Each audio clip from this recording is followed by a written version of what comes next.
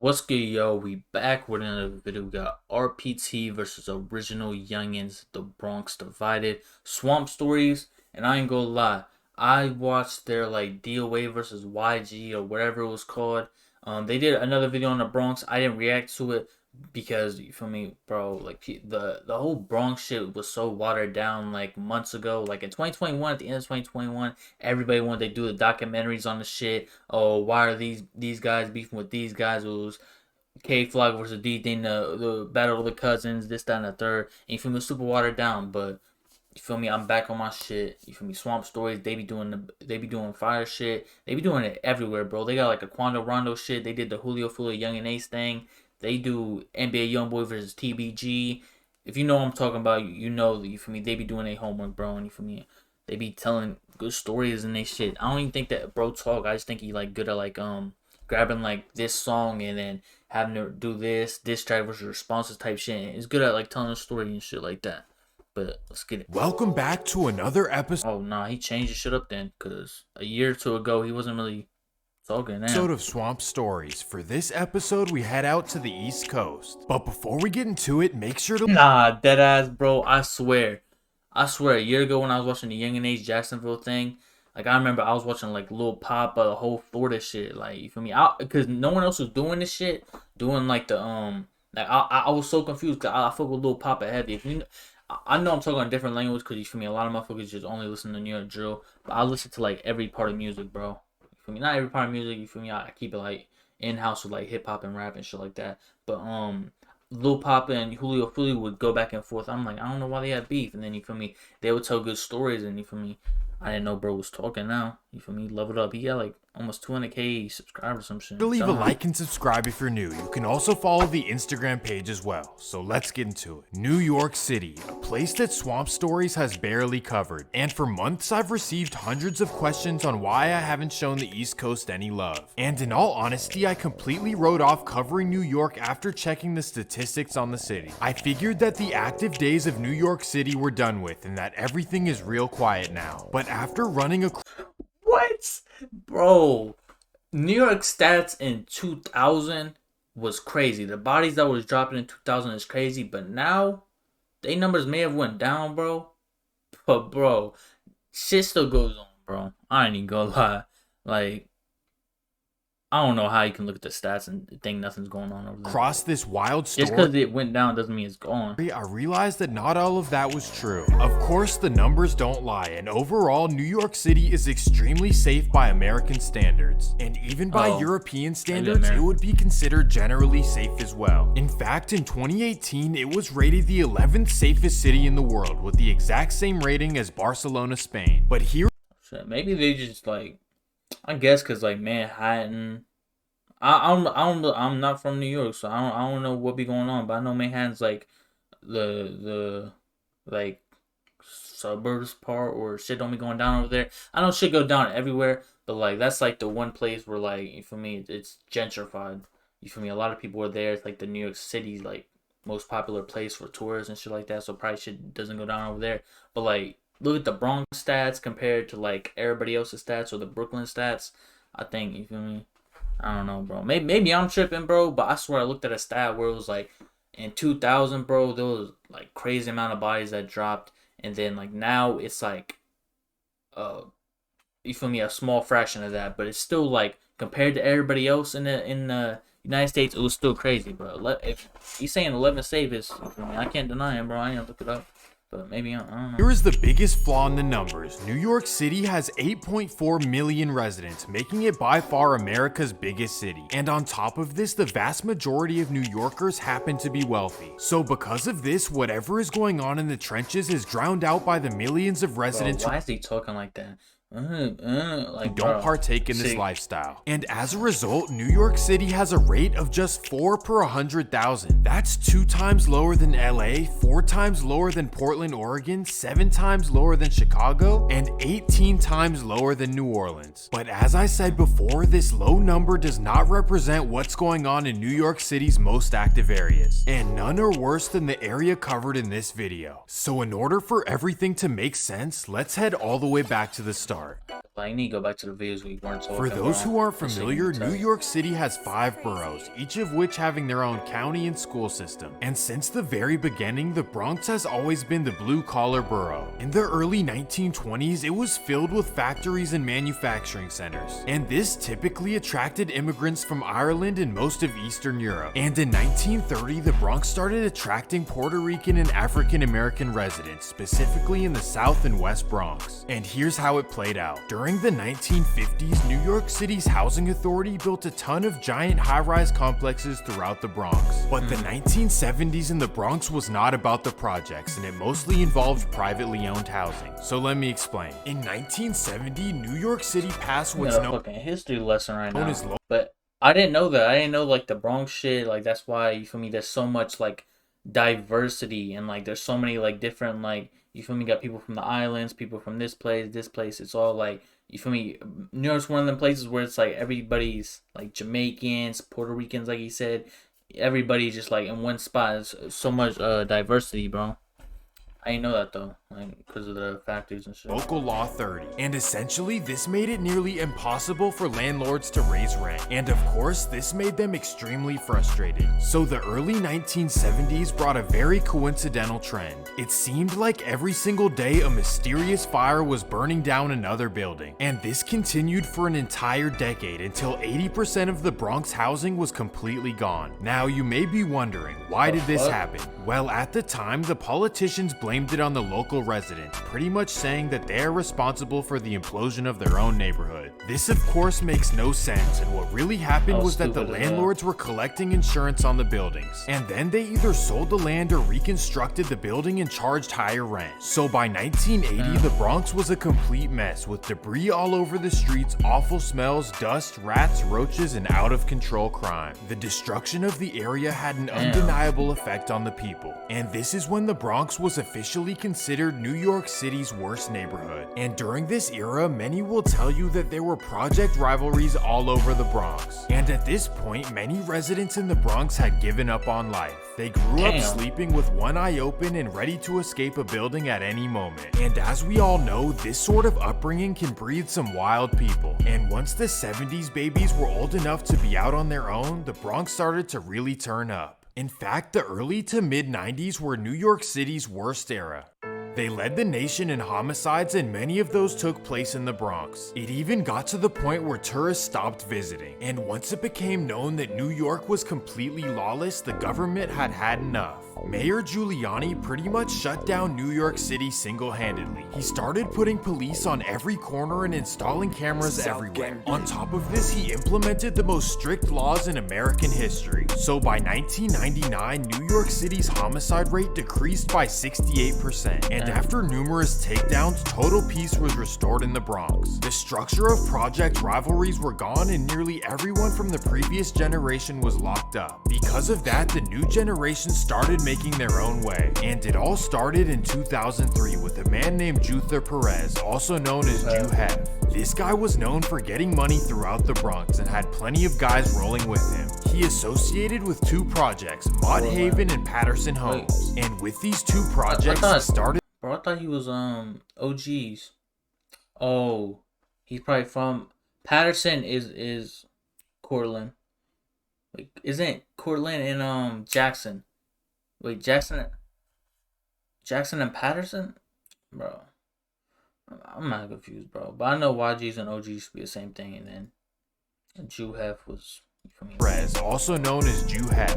This guy was known for getting money throughout the Bronx and had plenty of guys rolling with him. He associated with 2 projects, Mott Haven and Patterson Homes. And with these 2 projects, he started the Young Gunners, also known as YGs. And by Jew Hef's side was always a man named Melle Mel Bala. And this guy was known for getting money as well. So at first, the YGs were just an alliance of guys getting money together. However, in 2009, everything fell apart. Rumors say that Jew Hef crossed Melle Mel behind his back, allegedly stealing money from him. So in typical New York fashion, Melle Mel was not going to put his pride to the side. He stood up against the boss and created his own group. That would be the original Goons, also known as OGs. And they're centered in Melle Mel's neighborhood, known as Cortland Ave. But from there... Oh, I didn't know Melle Mel's was OGs. I thought it was SLIXZZ for some reason. The OGs expanded to other projects videos I've watched, bro. I should know throughout the Bronx, such as Jackson and Morrisiana homes. Oh, Jackson, not Patterson. And of course, didn't I say Jackson? Projects throughout the Bronx, such as Jackson and Morrisiana homes. The fuck is Morrisiana?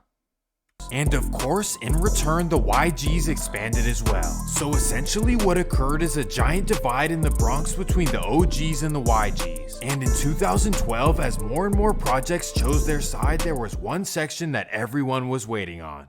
That would be the River Park Towers, also known as RPT. And this project deserves more than a simple introduction. This is the most unique project in the whole country. It consists of one 44-story tower and one 38-story tower. Not only does the height catch you off guard, but look at these things. Yeah, ew, I can't tell if they look cool or if they want to make me gag. They look like something I would have created in Minecraft when I was 12. And not only do they look strange, but the location is even stranger. The River Park Towers are cut off from the rest of the Bronx by train tracks and Highway 87. And on top of this, there is a giant parking garage in front of them and a water park on their right. But the coolest part is that you can walk right up to the Harlem River from the back of the project. It's really like its own little city of 5,000 residents, one way in and one way out. And since the very start, RPT have had possibly the slimiest reputation in the Bronx. So it only made sense for them to join the slimy YGs. Together, they became a force to be reckoned with, and all the madness started in 2014. So let me introduce you crazy, bro, because RPT could really have been like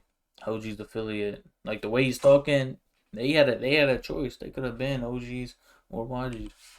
Be reckoned with, and all the madness started in 2014. So let me introduce you to RPT's biggest leader. That would be a man named Tyrone Felder, also known as Man Man. This guy is by far the wildest of the group, and you'll see why. In 2014, Man Man was desperate to get some money, and he decided to get it by any means. August 4th, 2014, Man Man meets up with 4 RPT members in the tower's hallways. They huddle around and create a big plan. So each of the 3 men are given a specific task: Tony Smalls, Kareem Martin, and Takeem Ewing. They decide that they need to get a car, and when I say get a car, I don't mean purchasing or renting one. So here's what they do. The 3 men call a cab to go meet up with Man Man. So the driver arrives, and Man Man asks him to take them to a final destination. The location happens to be a dead-end I've definitely heard this story. alley behind the projects. However, the driver doesn't think twice about it and heads out to the alley. And that's when the men get out and surround him. So the driver gets out of the car and walks away. But unfortunately, Man Man wants no witnesses.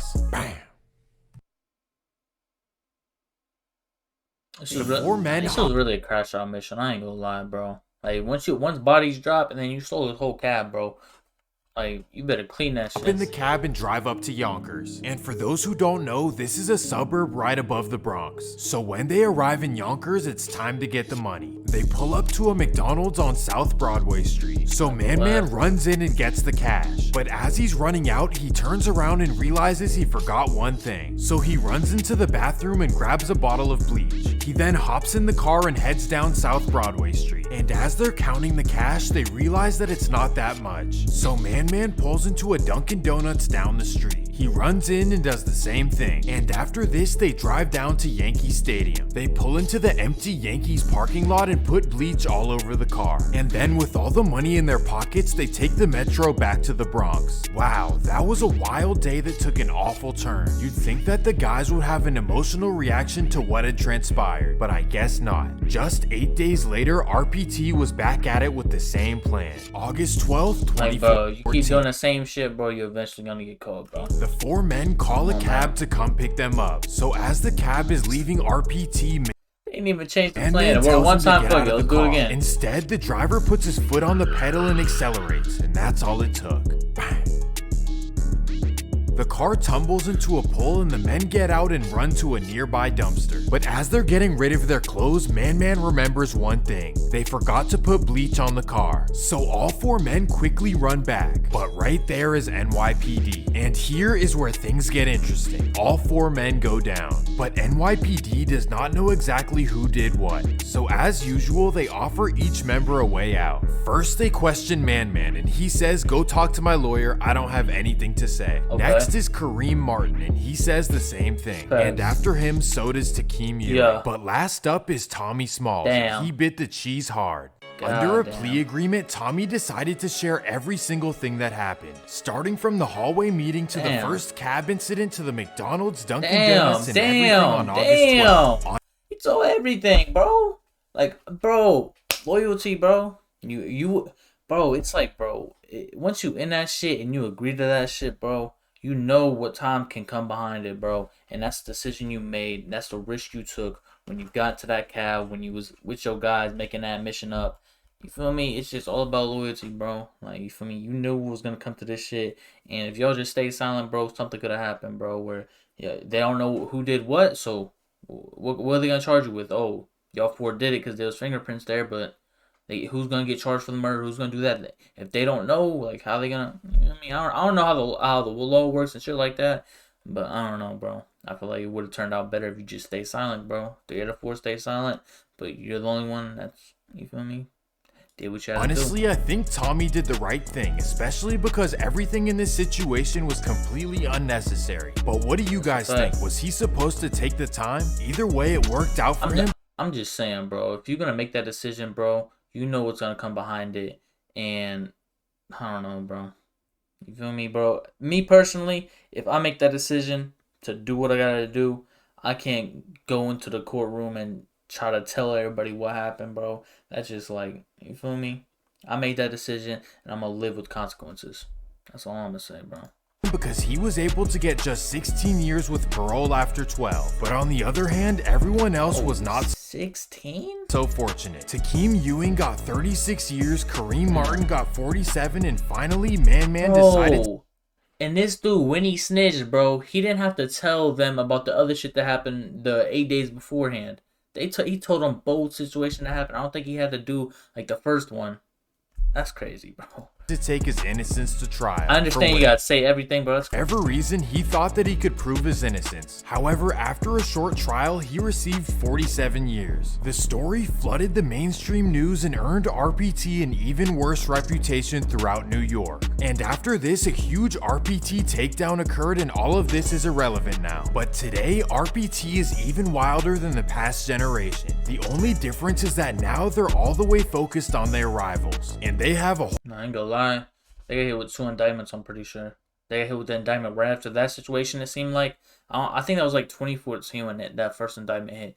But I know the second indictment, you feel me, is when D-Thing, Bandle, and you feel me, all of them got locked up. You feel me, free them. Whole lot of those, but none of them in the Bronx compared to a section in another borough. So let me explain. As the OGs kept expanding, they made tight alliances with sections outside of the Bronx. And one of those sections happens to be located in Harlem, not too far from South Bronx. The Sugar Hill neighborhood is known in the streets as the original Youngins, also known as OY. And once they joined the OG alliance, they started going by OYOGs. And when this happened, the YGs were not happy, but no one was more upset than RPT, and that introduces us to RPT's new generation leader. A young man named Daniel Collins, also known as D-Thang. Despite being born in 2002, D-Thang jumped off the porch in 2015 at just 13 years old. And from that age, he built up a wild reputation despite being short and scrawny. To many of us at home, he may look like what the fuck? Sweet little boy, but the Bronx knows a whole different story. He, along with his right-hand man, Wu Lottie, started turning everything up in the Bronx single-handedly. Well, I guess that would be quadruple-handedly. Like, how you just gonna point bro out as like the leader, bro, just cause he like, you feel me, the best rapper out of there? I guess, bro. And in 2019, D-Thang started his rap career, which would eventually change the Bronx forever. Instead of making general statements, D-Thang dissed his rivals by saying their names in his music. He was not afraid to be disrespectful, and this got him millions of views right out of the gate. We don't really eat in the Bronx, feel me? If I wanna go get some Spanish food or something, go to the op block. No, real, you feel me? I go to Harlem, eat, feel me? Shit like that. I don't really eat in the Bronx. So in return, a rival OY rapper would step up to the plate. That would be E.Baby, and he would start doing the same thing, and instantly all eyeballs were on the RPT versus OY rivalry. Both rappers were completely blowing up going into 2020, but that's when things would start to get serious. April 7th, 2020. Wu Lottie and his fellow RPTs and YGs are walking on 154th Street in Harlem. They record videos about being somewhere they aren't supposed to go. Call it now, man. That's where we at. Call it now. The OYs see the live video and pull up right away. And that's when a black van pulls up. 8 men get out and all the YGs start running. But unfortunately, Wu Lottie trips while running down St. Nicholas Ave. And that's when the OYs get him. But it's New York, so you know everyone involved is lacking, and they use a broom and a garbage can.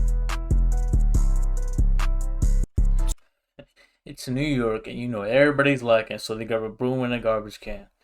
I don't know, bro. I've heard different stories about that situation. I've heard I seen a video where they was like, "Stop running, Wu Lottie, stop running," and then I heard I didn't hear nothing, bro. You feel me? I'm not from New York. You feel me? You can't use it in the court of law because I don't know any of these guys.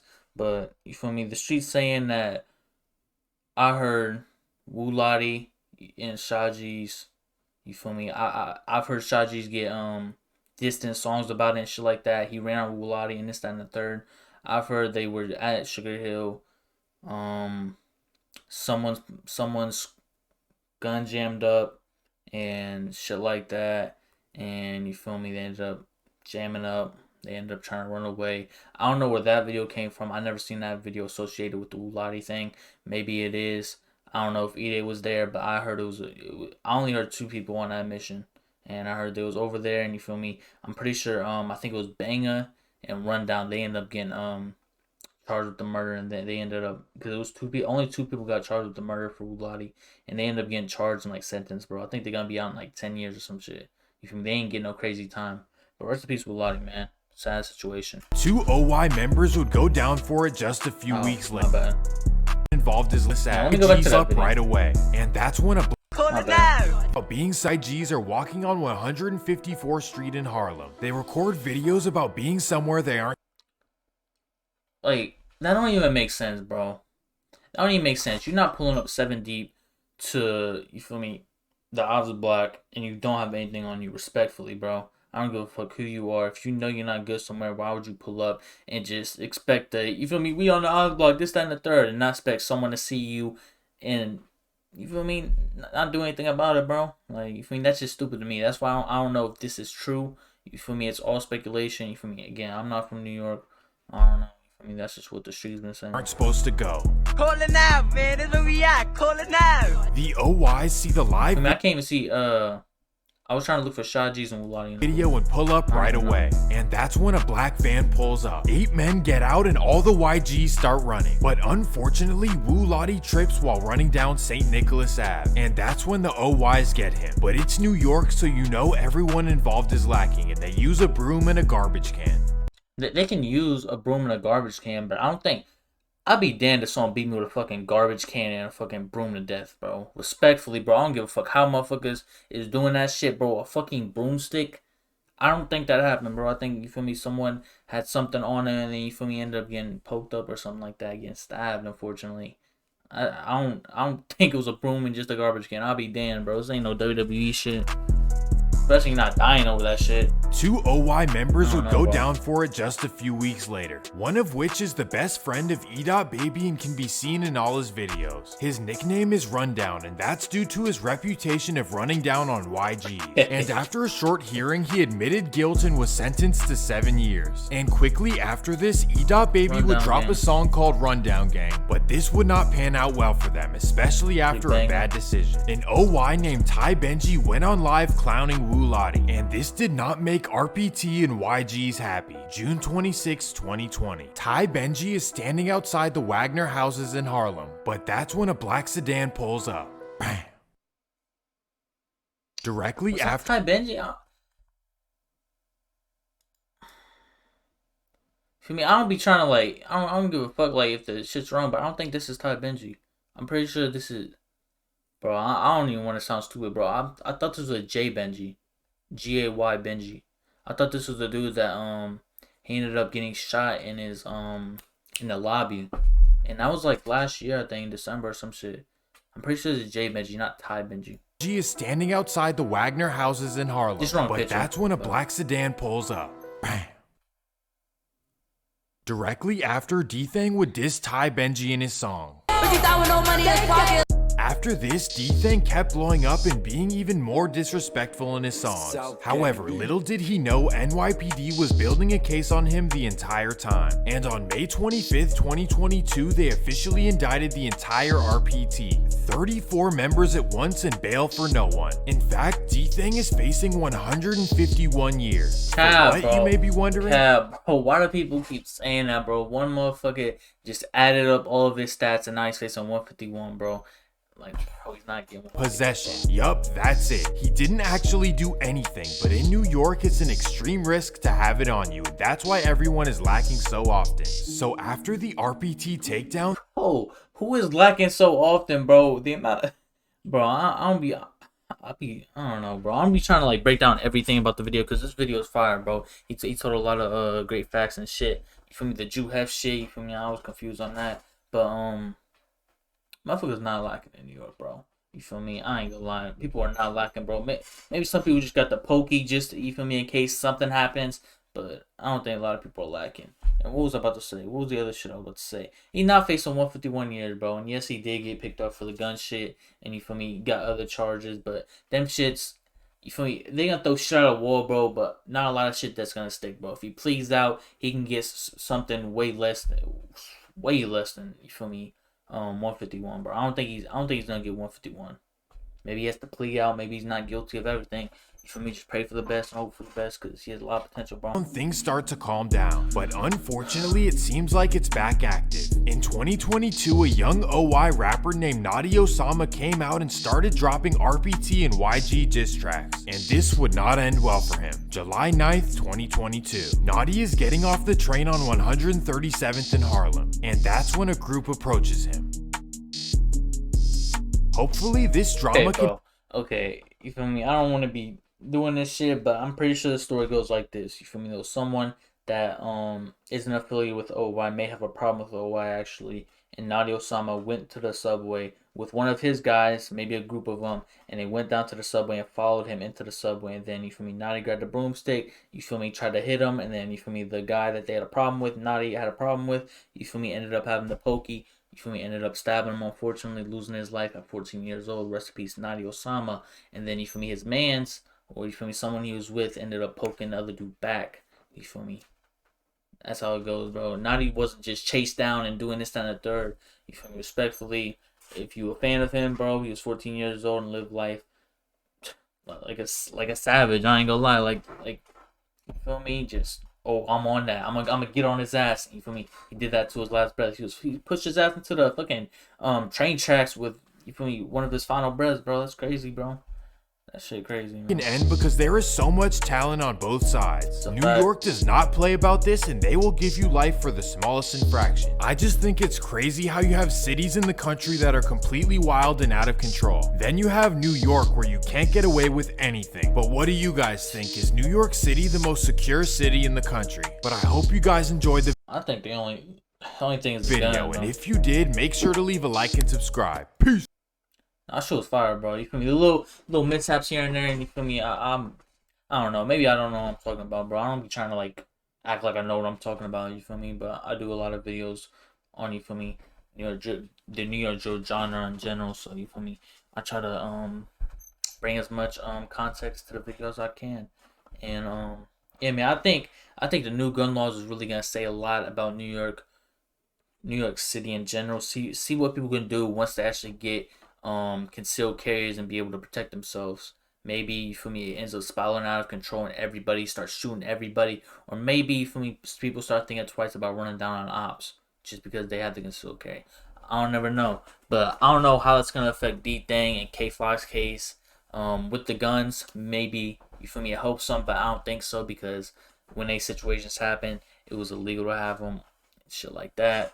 But I don't know, bro. I don't know how the court system works. And yeah, man, shout out Swamp Stories. Hopefully he makes more videos like this more often, because the last video he dropped was like months and months ago. You don't be doing a lot of videos on this, but this was a fire video. And edited too, edited.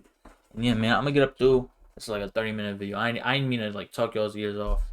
I just be reacting to this shit, but hey, I'm gonna get up through. Appreciate y'all for rocking with me. Keep doing y'all, keep doing me. Be safe, stay dangerous. Good